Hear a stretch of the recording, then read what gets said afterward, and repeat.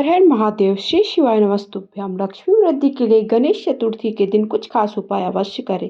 19 सितंबर गणेश चतुर्थी के खास दिन पर खास उपाय करने से आपकी समस्त मनोकामनाओं की पूर्ति होती है। तो आपको उपाय कैसे करना है?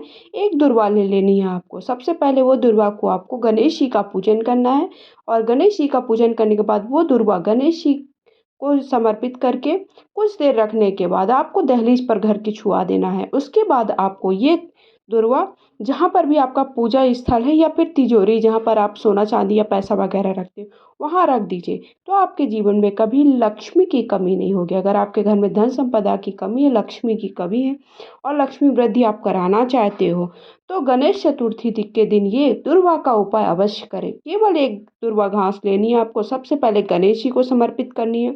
गणेश जी को समर्पित करने के बाद पूजन करिए। पूजन करने के बाद वही आपको दुर्वा जो आपकी घर की दहलीज जहाँ पर भी आपका गेट दरवाजा है वहाँ पर छुआ देनी है। वहाँ छुआने के बाद वो आपको गणे दुर्वा को कुछ देर के बाद 5-10 मिनट वहाँ रखे रहने देना।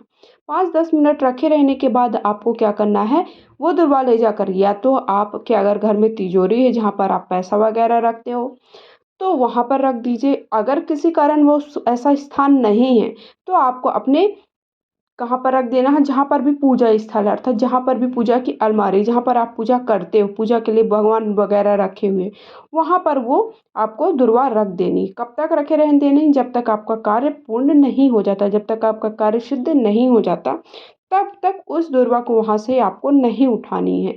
ये आपको कब करना है? 19 सितंबर अर्थात गणेश चतुर्थी के दिन सुबह से शाम तक, कभी भी सुबह से शाम जब भी आपको समय मिले।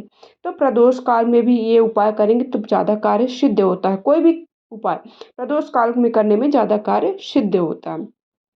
अब दूसरा उपाय है गेहूं के 4 दाने आपको का उपाय ये करना है। ठीक है, कोई भी काम है जैसे आपने गणेश चतुर्थी का पूजन किया, कई लोग गणेश चतुर्थी की व्रत कथा सुनते हैं तो जानते हैं गेहूं के 4 दाने का कितना ज़्यादा महत्व होता है। तो गेहूं के 4 दाने आपको जब भी आप पूजा करोगे तो पूजा करने के बाद अर्घ देते हो जब आप गणेश चतुर्थी के दिन, तो गेहूं के 4 दाने वो पूजा वाले आपको रख लेने अपने पास। ठीक है, उसको रखने के बाद अगर आपका विवाह में बहुत ज़्यादा देरी आ रही है, ऐसा होता है कि आपके कई समय से बहुत आपकी एज हो गई है, 40 हो गई है, 35 हो गई है, लेकिन आपके विवाह के कोई भी योग नहीं बन रहे। विवाह होने का पूरा प्रस्ताव हो जाता है, सब कुछ हो जाता है, लेकिन किसी कारणवश से विवाह टल जाता है। तो आपको गेहूं के 4 दाने आपको कहाँ पर रख देना है? अपने पूजा स्थल पर रख देना है। आपका कार्य जरूर सिद्ध हो जाएगा। अगला उपाय है आपका विवाह में अगर आपके देरी हो रही है, ये भी उपाय आपके विवाह में देरी हो रही है, फिर आप किसी कार्य को करने जा रहे हो तो आपका वो कार्य पूर्ण नहीं हो रहा है तो आपको ये उपाय करना है। तो कैसे करना है? सबसे पहले आपको एक कटोरी में थोड़ा सा दूध ले लेना है, एक बेलपत्र ले लेनी जो बेलपत्र कहीं से खंडित नहीं होनी चाहिए, एक लोटा जल ले लीजिए और पहुंच जाइए आप महादेव के मंदिर में। कहीं पर भी आसपास आपके घर के महादेव का मंदिर है वहां पर आपको पहुंच जाना है। पहुंचने के बाद क्या करना है, जो कटोरी में दूध है उस पर जो बेलपत्र का बीच वाला हिस्सा है, बीच वाली पत्ती है ना, उस बेल सबसे पहले तो एक लोटा जल समर्पित कर दीजिए। श्री शिवाय नमस्तुभ्यम मंत्र का जाप करते हुए, ओम नमः शिवाय कहते हुए धीरे धीरे स्लो मोशन में, जितना धीरे धीरे आप बोल सके, क्योंकि जितने बार हम कम से कम 11 से 21 बार ओम नमः शिवाय या श्री शिवाय नमस्तुभ्यम इस मंत्र का जाप कर सके, इस तरह हमें एक लोटा जल शिवलिंग के ऊपर समर्पित करना है। आपका फेस होना चाहिए नॉर्थ डायरेक्शन में। नॉर्थ डायरेक्शन में आप खड़े हो गए शिवलिंग के पास जा कर के। महादेव का कोई भी आसपास मंदिर है, ऐसा बड़ा मंदिर जरूरी नहीं है क्या कि बहुत बड़ा विशालकाय मंदिर हो, बहुत लोग हैं, ऐसा नहीं। आपको शिवलिंग होना चाहिए बस। तो अब आप क्या करेंगे, जो दूध वाला कटोरी में दूध लिया है उस पे आपको बेलपत्र का बीच वाला हिस्सा, बीच वाली पत्ती को डालना।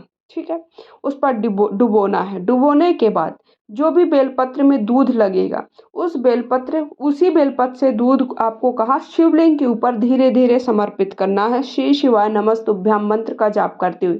ये आपको कितने बार करना है? कम से कम 5 से 7 बार ऐसा करना है।